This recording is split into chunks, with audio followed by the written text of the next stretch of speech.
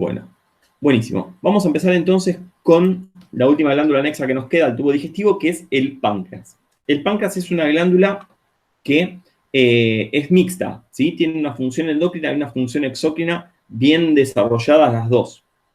Es una glándula que tiene una cápsula por fuera que la recubre, que es de tejido conectivo denso, pero es muy, muy, muy finita. Muy finita. Es retroperitoneal, o sea que está recubierta por un meso, pero su cápsula es extremadamente delgada. De hecho, el nombre páncreas significa todo carne. ¿Sabían eso? Pan es todo y creas es carne. ¿Y por qué decían que era todo carne? Porque decían que no tenía cápsula, que no tenía tejido conectivo, que era todo parénquima. ¿Entienden? Bueno, cuando lo estudiaron mejor se dieron cuenta que sí, que tenía una cápsula muy delgadita y esa cápsula envía tabiques hacia el interior del órgano que lo dividen en lóbulos y lobulillos. Anatómicamente el páncreas se lo divide en 4 porciones, que son una cabeza, un cuello, un cuerpo y una cola. La cabeza se encuentra rodeada por el duodeno. ¿Se acuerdan? Primera, segunda y tercera porción del duodeno que estaban rodeando a la cabeza del páncreas. ¿Bien? Y es justamente en la segunda porción del duodeno donde desemboca el conducto excretor de esta glándula, de la porción exócrina, obviamente. ¿Sí? Bien. La porción exócrina del páncreas está formada por esta estructura, que es el acino seroso pancreático. ¿Sí? Que ahora vamos a ver un cachito más de su estructura, de sus características, porque es bastante particular. Este acino se encarga de liberar hacia el intestino proenzimas que son activadas en la luz del intestino y se encargan de degradar prácticamente todos los componentes de lo que consumimos, de lo que ingerimos, ¿sí?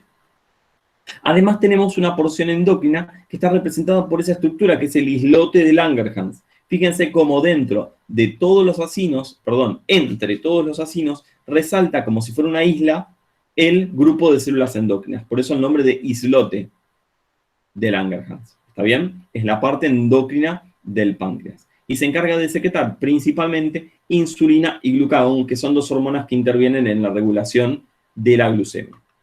Con respecto a la porción exócrina del páncreas, yo recién les dije que ahora vamos a describir bien al acino pancreático porque tiene varias características que son bastante particulares. Bueno, vamos a hacer eso, vamos a describirlo y vamos a tratar de usarlo para hacer diagnóstico diferencial de páncreas. Miren, el acino pancreático tiene la característica de que no es igual al resto de los acinos. Por ejemplo, en una parótida nosotros tenemos mucha cantidad, predominio de acinos serosos, son todos acinos serosos. Bueno, en el páncreas también son acinos serosos. Entonces, ¿cómo hacemos para distinguir el acino pancreático del acino de la parótida? Porque si a mí me las muestran, son dos glándulas acinales, me las podría confundir tranquilamente. Bueno, la realidad es que los acinos del páncreas son diferentes. ¿Por qué? Porque miren lo que pasa. El conducto excretor se mete en el interior del acino. ¿Ven estas células que se ven, por ejemplo, ahí? Esa que está ahí dibujadita y esta otra. Bueno, esas células son parte del conducto excretor del páncreas, que se meten dentro del acino pancreático. Y esas células que se meten dentro del acino pancreático se ven como nucleocitos en el medio del acino. Es decir, que los acinos del páncreas, fíjense los de esta imagen, también las tienen ahí, tienen células centroacinales, que los de la parótida no tienen. ¿Queda claro? Entonces, si yo veo que entre todos los acinos que yo tengo acá, por lo menos uno o dos, acá abajo hay otros más, tienen células centroacinales, ya estoy en páncreas. No me tiene que caber duda. La célula centroacinar es característica del acino pancreático. ¿Y saben cuál es la función de la célula centroacinar? Además de formar parte del conducto, liberan bicarbonato y liberan agua. ¿Para qué? Para formar parte de la secreción, para formar la secreción ductular de la glándula pancreática, de la parte exócrina del páncreas. ¿Sí? Bien. Perfecto. Fíjense acá, miren, ¿ven el conducto excretor saliendo del páncreas? Ahí se ve la luz, donde yo estoy dibujando la flecha roja. ¿Cómo las células del epitelio se meten adentro del páncreas, adentro, perdón, del acino pancreático y forman esas celulitas centroacinales? Bueno, eso pasa solamente en el páncreas y no pasa en otros órganos con acinos. ¿Sí? Bien. Además de tener las células centroacinales, los acinos pancreáticos tienen otra característica. ¿Cuál es? Miren, si yo agarro una célula acinar, por ejemplo, esta célula que está acá, fíjense cómo es la distribución de la tinción. tengo el núcleo basal redondeado, característico de los acinos serosos, ¿no? Y tengo una distribución que es de tinción basal, basófila, y apical, más rosada, ¿o no? Más acidófila. Bueno, eso es porque la secreción de los acinos del páncreas es una secreción que es facultativa. ¿Qué quiere decir eso? Que almacenan el producto de secreción en el interior de la célula, por eso se ve como gránulos acidófilos, y solo lo liberan ante un estímulo. Recuerden que los acinos serosos, por ejemplo, esta célula que está acá, acá también se ve muy bien, acumulan enzimas o proenzimas que son proteínas, y las proteínas se tiñen de color rojo, de color rojizo, son acidófilas. Por lo tanto, vamos a ver esa doble tinción marcada. ¿Por qué? Porque la secreción del páncreas, recuerden que es facultativa. Solo secretan estos acinos ante un estímulo. En cambio, la parótida, que tiene todos acinos serosos, los acinos serosos de la parótida tienen secreción constitutiva. Están todo el tiempo secretando, producen y secretan. Por lo tanto, no almacenan. Y por lo tanto, esta bifase tintorial, esta doble tinción, no se ve. Esta característica se llama bifase tintorial o tinción en bandera. Porque si yo agarro una celulita de estas, supuestamente, ¿sí? Y la aíslo, me queda como si esto fuera un banderín de dos colores, ¿entienden? Por eso el nombre de tinción en bandera, me queda ahí como si fuera una banderita, ¿sí? Bien, nada de esas cosas, vieron que en esa época cuando describieron todo esto, las drogas no eran ilegales todavía, entonces se daban con de todo y veían cosas raras, como la rueda de carro y esas cosas. Bueno, escuchen. Entonces, ¿cuál es la función de las células centroacinales? Importantísimo, súper preguntado en los exámenes, súper, ultra preguntado. La secreción de bicarbonato y agua forman la secreción ductular de la producción de enzimas del páncreas, ¿sí? De la producción exógena del páncreas, perdón. Las enzimas que se liberan a nivel del páncreas se liberan como proenzimas, se liberan como simógeno. ¿Se acuerdan qué era el simógeno? Cuando lo vimos con el pepsinógeno el viernes. El simógeno es una enzima que es producida de forma inactiva y se activa una vez que alcanza la luz del órgano. Bueno, estas enzimas van a ser la tripsina, quimiotripsina y carboxipeptidasa, ¿sí? La tripsina, quimiotripsina y carboxipeptidasa, que son células que se encargan de degradar proteínas, la amilasa pancreática, que se va a encargar de degradar glúcidos, la lipasa pancreática, que se va a encargar de degradar lípidos, fácil, ¿no? Y la colesterol esterasa, que se encarga de la ruptura y la emulsificación de colesterol. ¿Bien? Perfecto. Como les decía, estas enzimas se liberan como proenzimas, como simógeno, ¿no? Bueno, cuando son liberadas en la luz intestinal, los enterocitos, que son estas celulitas que vemos acá, liberan una enzima que se denomina enteroquinasa. Esa enzima, enteroquinasa, va a activar a las proenzimas liberadas por el páncreas, al simógeno pancreático. O sea que el simógeno pancreático se libera como forma de proenzima o de simógeno, de enzima inactiva, y se activa en la luz del intestino delgado, sobre todo en el duodeno, obviamente, por acción de las enteroquinasas, ¿sí? Que son propiedad de los enterocitos. O sea, los enterocitos son los que se encargan de producir esta enzima. ¿Queda claro? Bien. Recuerden que la secreción exógena del páncreas está estimulada por la colecistoquinina y la secretina, que eran hormonas liberadas a nivel del sistema SNED, ¿se acuerdan? El sistema neuroendocrino difuso que encontrábamos a nivel del intestino. Había algunas células que secretaban secretina y otras colecistoquinina, y estas hormonas se encargan de estimular la producción de enzimas a nivel pancreático. Bien, además de tener un estímulo nervioso por parte de la acetilcolina. ¿Estamos bien? Perfecto. Por ejemplo, si yo ahora, que son las 9:30 de la mañana, ¿sí? Les empiezo a hablar y les empiezo a contar sobre un desayuno formado por un café con leche calentito, con unas medialunas de manteca humeantes recién salidas del horno, ¿sí? Y a eso le podemos agregar algunas tostaditas con dulce de leche o por el estilo. Probablemente alguno de ustedes habrá dicho, qué rico lo que está diciendo, ¿no? Y no solo habrá dicho qué rico, sino que habrán empezado a producir saliva. Y no solo habrán empezado a producir saliva, sino que probablemente, y sin darse cuenta, hayan empezado a liberar enzimas pancreáticas. O sea que si ahora les sale una úlcera es por culpa mía que les hablé de las de las tostaditas y de las medialunas calentitas de manteca. Pero ¿qué pasa? Todo esto, chicos, tiene un estímulo que es, además de endocrino, nervioso. Nosotros regulamos la secreción de las glándulas del tubo digestivo también a nivel nervioso. Es por eso que las personas que son muy nerviosas, son muy ansiosas y viven una vida muy ajetreada, que están así a mil, suelen tener problemas gastrointestinales. Por ejemplo, problemas como úlceras gastrointestinales. ¿O no? La úlcera péptica es muy común en personas que son muy nerviosas. Además del tipo de dieta que llevamos, ¿no? El café, el cigarrillo, el mate, son todos irritativos del tubo digestivo, las gaseosas, y todo eso genera también una producción excesiva de hormonas, perdón, de hormonas no, de secreciones y en general. Bien, más allá de las hormonas que de por sí hacen que se produzcan. Bueno, escuchen, la secretina y la colecistoquinina yo les dije que estimulaba la liberación del jugo pancreático, ¿no? De la parte exógena del páncreas. La colecistoquinina se va a encargar de estimular al acino para que libere las enzimas. Y la secretina se va a encargar de estimular a las células centroacinares para que produzcan bicarbonato y agua. ¿Es importante el bicarbonato? ¿Por qué es importante el bicarbonato que libera el páncreas? Bueno, es importante por dos cosas. La primera, las proenzimas, el zimógeno que se libera a nivel del páncreas, a nivel del acino pancreático, se activa por la enteroquinasa. Pero también algunas de esas enzimas se activan por el pH bajo. Cuando se encuentran con el quimo que viene del estómago, que el quimo es ácido, se activan y empiezan a degradar los componentes del quimo. ¿Sí?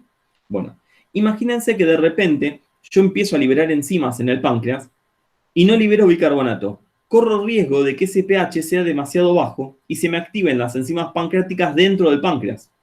Eso me generaría una pancreatitis, que las propias enzimas del páncreas empiecen a comer, a degradar al páncreas. Y ahí estaría en un problema, ¿sí? El dolor de la pancreatitis es uno de los peores dolores descritos. Bien, el paciente viene y dice que siente que tiene una lanza que lo está atravesando desde la boca del estómago hacia la espalda. Imagínense qué horrible lo que debe sentir ese paciente como para describirlo así, el dolor, ¿no? Y además, ¿cómo sabe lo que duele que te atraviesen con una lanza? No sé cómo se imaginará eso, pero imagínense que el dolor es feo. Los pacientes dicen eso, chicos, ¿eh? Dicen, siento que me están clavando una lanza. No dicen que una espada, no dicen un cuchillo, no dicen una lanza. No sé por qué. Lo mismo que el dolor de tipo opresivo en los infartos, en todas las patologías que son cardíacas, el dolor de tipo opresivo, los pacientes lo suelen describir como una pata de elefante. ¿Sabían eso? Dicen que tienen una pata de un elefante que les está oprimiendo el pecho. Todos describen lo mismo. Es re loco, ¿o no? Bien, muy bien. Ahí Paz dice que mandó una foto al grupo, a ver, y dice que tiene dudas con esa foto. Vamos a mirarla y vamos a describirla. Bien. Esperen que la voy a abrir acá y la miramos en pantalla. Me encanta porque Paz me hace las clases reinteractivas. A ver, espérame, que la abrimos bien. Mientras lo voy mirando acá en el celu. Dice, marque la respuesta correcta en relación a las células señaladas en la imagen. Esperen que no me está abriendo el WhatsApp de la compu. Ahí está. Listo.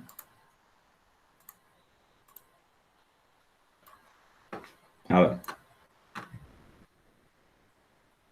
Dice, marque la respuesta correcta en relación a las células señaladas en la imagen. A ver. Bueno, dice, son glándulas unicelulares secretorias de mucina. No porque se tienen acidófilas, ¿no? A lo sumo secretarán proteína, pero no mucina. Dice, son células con capacidad absortiva. No tienen mucha pinta de ser enterocitos, ¿no? No. Bien, después dice, las células, ¿por qué no tienen pinta de ser enterocitos? Porque se ve muy acidófilo el citoplasma y los enterocitos estaban recubriendo las vellosidades. ¿Se acuerdan? Las vellosidades en el intestino. O sea que esas no. Después dice, son células secretoras de sustancias antimicrobianas, que es la que está marcada como correcta. Y esa es la correcta, ahora les voy a explicar por qué. Y la última dice, son células secretoras de hormonas. No, no tienen pinta de ser glándulas endócrinas, ¿no? Bueno, miren. Esa imagen que estamos viendo es una imagen que nos aporta mucha información sin que nosotros lo sepamos. ¿Cuál es la información que nos aporta? Miren, Fíjense lo siguiente, se va a mover un poquito la imagen porque estoy así como en zoom, en aumento. ¿Ven donde yo tengo el mouse ahora? Toda esa capa de ahí.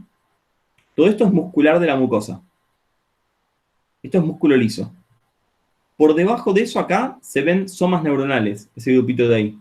Eso es un plexo submucoso o plexo de Meissner. ¿Sí? Se ve muy bien en esta, que es una neurona. Núcleo grande, cromatina laxa y nucleolo, y el citoplasma grandote de la célula. ¿Lo ven ahí? Y lo que tenemos del otro lado de la muscular de la mucosa, no vamos a ir directo a lo que apunta la flecha, sino que vamos a ir a otra cosa. Miren, ¿ven este grupito redondeado de células de acá? Ese grupito redondeado de células que veo ahí es un corte transversal de una glándula intestinal, de una glándula de Lieberkühn. Y fíjense que hay unas células que se ven como globitos blancos, que son las caliciformes, que son lo que me ayudan a mí a identificar a esto como un corte transversal de una glándula. ¿Se entiende? Y no como un acino. Los acinos no tienen células caliciformes. ¿Bien? Bueno, a ver. Células caliciformes, ¿dónde vimos? En el tracto respiratorio y en el tracto digestivo. Esto tráquea no es, pero ni loco, porque la tráquea no tiene estas glándulas así. En digestivo, los cortes transversales de las glándulas de Lieberkühn se ven así redonditos. Y en el fondo de las glándulas de Lieberkühn aparecen unas células que son acidófilas, que son las células de Panet, que justamente son células secretoras de péptidos antimicrobianos. Las defensinas, por ejemplo, las catericidinas, ¿sí?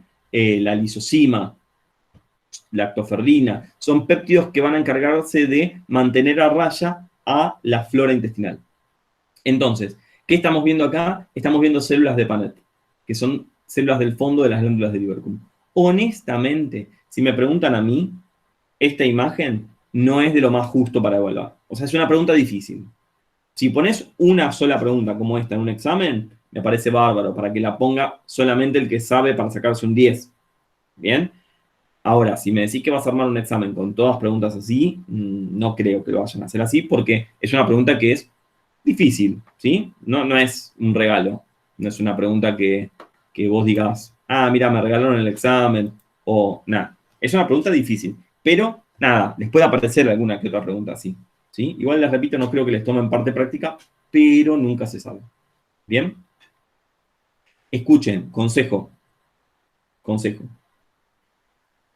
Una de las chicas del grupo anterior, de los que rindieron la semana pasada, que rindieron el viernes, eh, cada 2 días o cada día por medio mandaban al grupo Choice, ella y otra chica más. ¿Sí? No voy a decir los nombres porque acá hay gente que las conoce para no quemarlas, pero igual saben quiénes son. Mandaban preguntas de Choice todos los días preguntas de Choice, Choice, Choice, Choice, Choice. Todos los días una pregunta diferente con una duda diferente. ¿Sí? Los resolvíamos entre todos y seguíamos. Los resolvíamos entre todos y seguíamos. Me escribieron por separado varias veces diciéndome, Ale, perdón que sea tan molesta y que mande todos los días preguntas de Choice. A lo que yo les respondía, para mí estaba bien, está perfecto que lo hagan, porque es la idea del curso. Yo siempre cuando les promociono el curso, que ustedes me preguntan por el curso y se los describo, les digo, me pueden preguntar todas las dudas que quieran por WhatsApp. Todo el tiempo yo no tengo problema en responder. Bueno, ¿saben cuánto sacaron las dos chicas de nota? Un 10. Las dos sacaron un 10. ¿Por qué? Porque además de acompañar las clases estudiando, hacían choice, que es lo que yo siempre les digo, hagan choice y pregunten, manden los choice por el grupo. Resolver choice, chicos, es fundamental. ¿Saben por qué? Porque uno puede saber un montón, pero la mecánica del examen es lo que hay que aprender. La mecánica de las preguntas, cómo preguntan, qué quieren que uno responda. ¿Está bien? Eso se gana con experiencia y la única forma que tienen ustedes de ganar experiencia es resolviendo choice. ¿Sí? Y los choice están dando vueltas por todos lados porque el año pasado todos los exámenes fueron virtuales y todo el mundo guardó una copia de PDF y la mandó. Así que los tienen, búsquenlos en los grupos, en todos lados, resuelvan choice, saquen captura de alguna que tengan duda y la mandan al grupo, la resolvemos entre todos. Pero les prometo que si practican choice, sacan buena nota, no solo aprueban, sacan buena nota. ¿Sí? Las dos que hacían eso, que mandaban todos los días choice, las dos sacaron un 10. Así que practicar choice es fundamental. ¿Sí? Eso que hizo María Paz recién, excelente. María Paz, te vas a sacar un 10, seguro. Bueno, escuchen. Y no solo por eso, porque mandás choice, porque estudias mucho también. Sé que estudias mucho. Sí, sí, te vas a sacar un 10. Si no me avisás y voy yo y te pongo el de yo. ¿Quién era, no? Como para poner el 10. Bueno, escuche, si fuera por mí, yo tengo un sistema de evaluación totalmente diferente. Otro día lo charlamos. Vamos a terminar con esto que ya nos pasamos de y media. Miren, vamos a hablar un poquito de la porción endocrina del páncreas. La porción endocrina del páncreas estaba representada por esta estructura redondita, por esta pelotita que está acá, que es el islote de Langerhans. El islote de Langerhans también lo llamamos islotes de páncreas endocrino. Es un órgano endocrino dentro de otro órgano, que es exócrino. ¿Sí? Como son celulitas endócrinas aisladas dentro de otro órgano, decimos que forman parte, son células que forman parte del famoso sistema SNED. ¿Se acuerdan el que nombramos la clase pasada en digestivo? Bueno, también hay células del sistema SNED acá en páncreas y forman parte de estas estructuras que son los islotes de Langerhans. Los islotes de Langerhans están muy vascularizados porque son glándulas endócrinas, ¿sí? Y por lo tanto tienen gran cantidad de fibras reticulares porque tienen sinusoides. Miren, acá tienen una foto de un islote de Langerhans, ¿sí? Vamos a separar a ese islote. Qué efecto, ¿no? Me maté haciendo el efecto. Bueno, miren, escuchen. Estas células que forman acá parte del islote, podemos distinguirlas dentro de 4 tipos. Vamos a tener a las células alfa, que son bien periféricas en el islote. Están en la parte más externa, en la parte que rodea al islote, ¿sí? Esas células alfa se encargan de sintetizar glucagón y son más o menos un 20% de las celulitas del islote. El glucagón, les adelanto, es una hormona que es hiperglucemiante, o sea, aumenta los niveles de glucosa en sangre. ¿Sí? Bien. Después tenemos a las células beta, que son más centrales, están más en el medio del islote. Bien. Esas células más centrales, esas células beta, son más o menos el 70% de las células del islote, o sea que fíjense que entre células beta y alfa hacemos el 90%, y se encargan de liberar insulina, que es una hormona que es hipoglucemiante, baja la glucosa de la sangre. El glucagón sube la glucemia, la insulina la baja. ¿Sí? Acuérdense, son contrahormonas, se regulan entre ellas. Bien, después tenemos a las células F o células PP que liberan polipéptido pancreático, que ahora vamos a ver lo que hacen. ¿Sí? Son re poquitas, son el 2% de las células nada más. Y tienen distribución equitativa, están por todos lados. Y después tenemos a las células delta o células D que liberan somatostatina. ¿Qué hacía la somatostatina siempre? La somatostatina siempre es mala onda, ¿no? Inhibe todos los procesos. O sea que se va a encargar de inhibir la secreción de células beta, de células alfa y de células TP o células F. Bien, las va a regular. Bueno, miren, la insulina es una hormona de tipo proteica. Bien, es una hormona de tipo proteica que está sintetizada como una prohormona. ¿Sí? Esa prohormona, ese precursor de insulina, es un péptido, es una molécula, es una proteína que es continua, que está formada por unos 30 más o menos aminoácidos.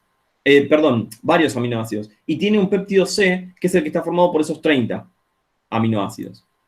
¿Bien? ¿Qué tiene que ver esto? Bueno, nada. Esto que ustedes ven a la derecha es la molécula de insulina. La molécula de insulina, cuando se sintetiza, en lugar de ser 2 cadenitas, como es la cadena azul y la cadena violeta, unidas por puentes disulfuro, que son estos que tenemos acá, es una sola cadena toda entera. Se sintetiza, les dije, como una proinsulina, ¿sí? Bueno, esa proinsulina se le rompe ese péptido que une las 2 cadenas, lo rompen unas enzimas y lo liberan a la sangre. Ese péptido que se libera a la sangre es el péptido C o péptido guía. ¿Saben por qué se llama péptido guía? Porque sirve de guía para saber cuánta insulina se produjo.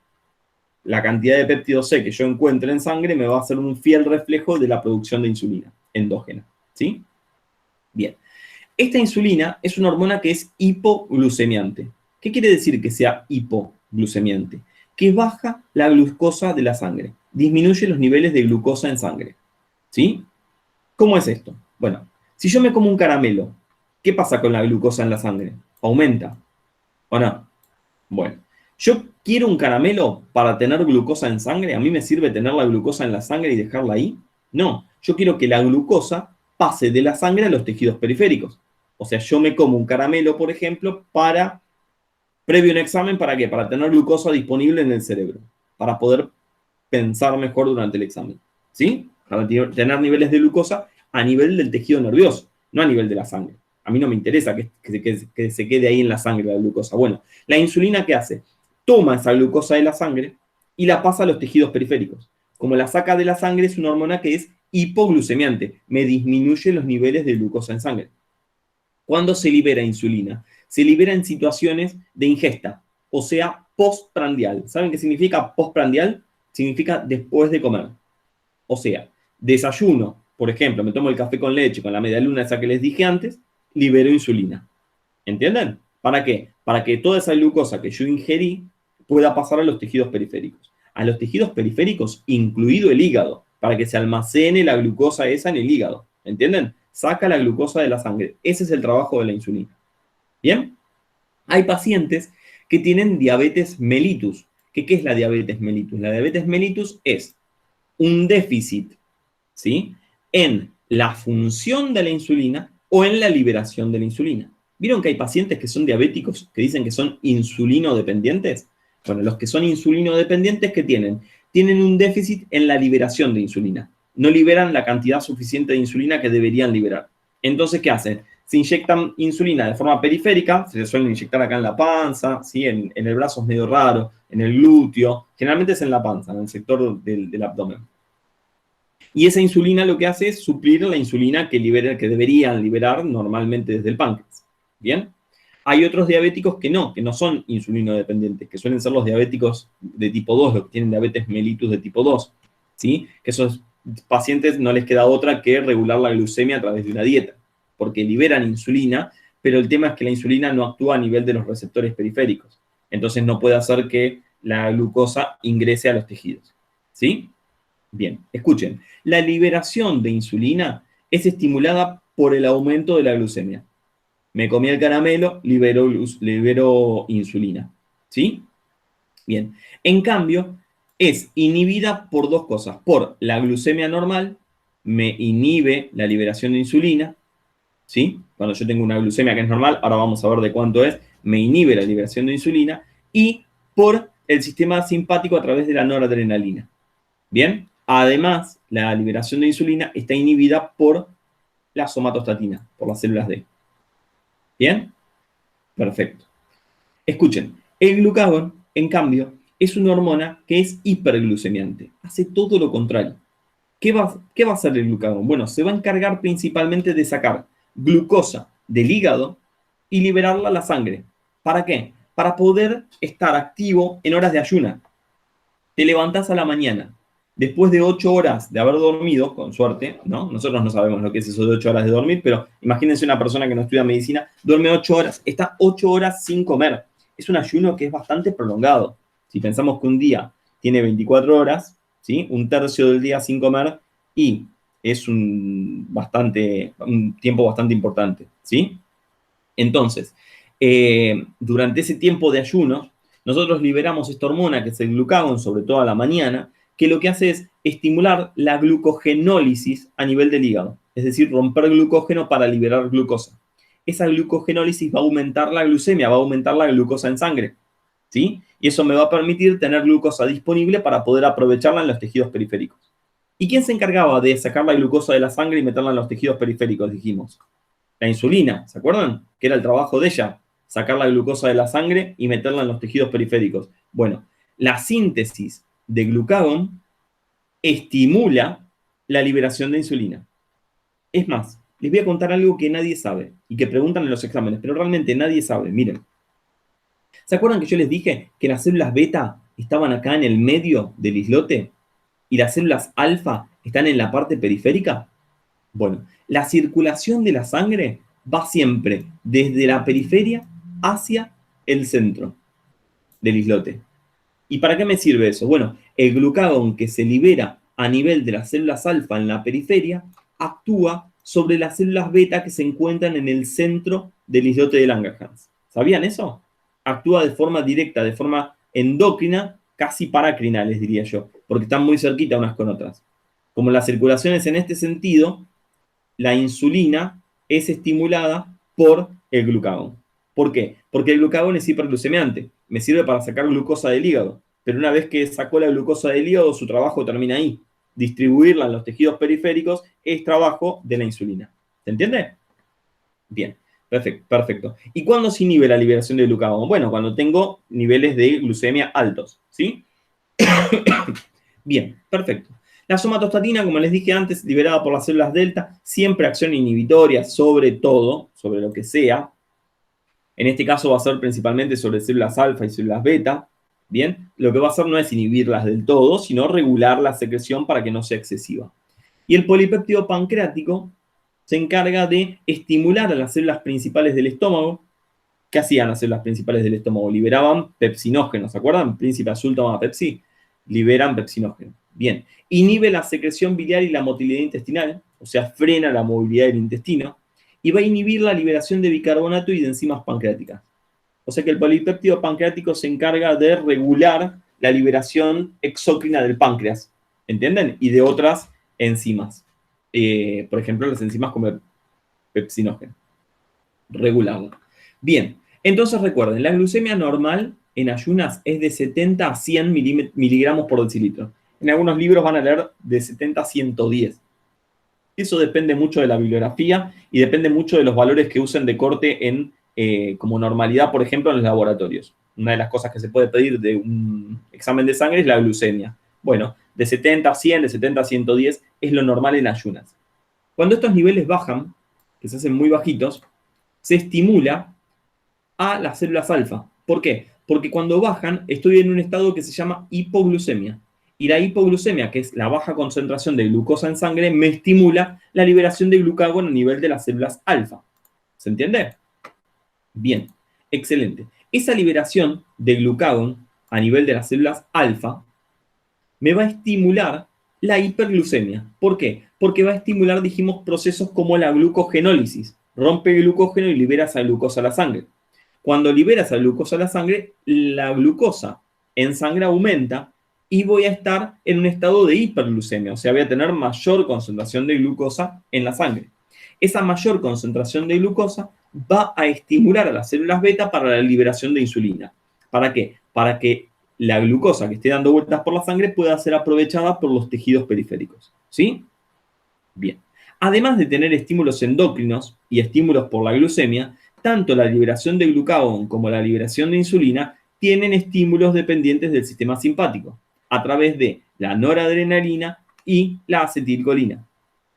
La acetilcolina va a estimular la producción de insulina y la noradrenalina va a estimular la producción de glucagón. Es lógico porque si yo estoy en una situación de estrés, necesito que los niveles de glucemia en sangre sean elevados, entonces voy a hacer glucogenólisis, voy a romper glucógeno hepático. Porque si me está corriendo un tigre, yo no puedo frenarme a comerme una media luna para ganar energías para poder seguir corriendo, ¿no? Porque estaría, en cuanto freno, chao, el que ganó energía fue el tigre que me estaba corriendo, porque me va a comer a mí. Entonces necesito sí o sí liberar glucosa a partir del hígado. ¿Queda claro? Y a través de la acetilcolina libero insulina que me va a permitir poder aprovechar esa glucosa por los tejidos periféricos. Recuerden que la somatostatina se encarga de inhibir la secreción de las dos células y esta flechita que está acá en el medio arriba que me dice que el glucagón estimula la liberación de insulina por esa circulación centrípeta de la sangre a nivel del islote de Langerhans. ¿Estamos, chicuelos? ¿Dudas, preguntas o consultas? ¿Ninguna? Muy bien. Con esto terminamos entonces, damos por terminada la clase de hoy y damos por finalizada la clase de glándulas anexas. ¿Dudas o preguntas de otro día, de otra cosa que me quieran hacer?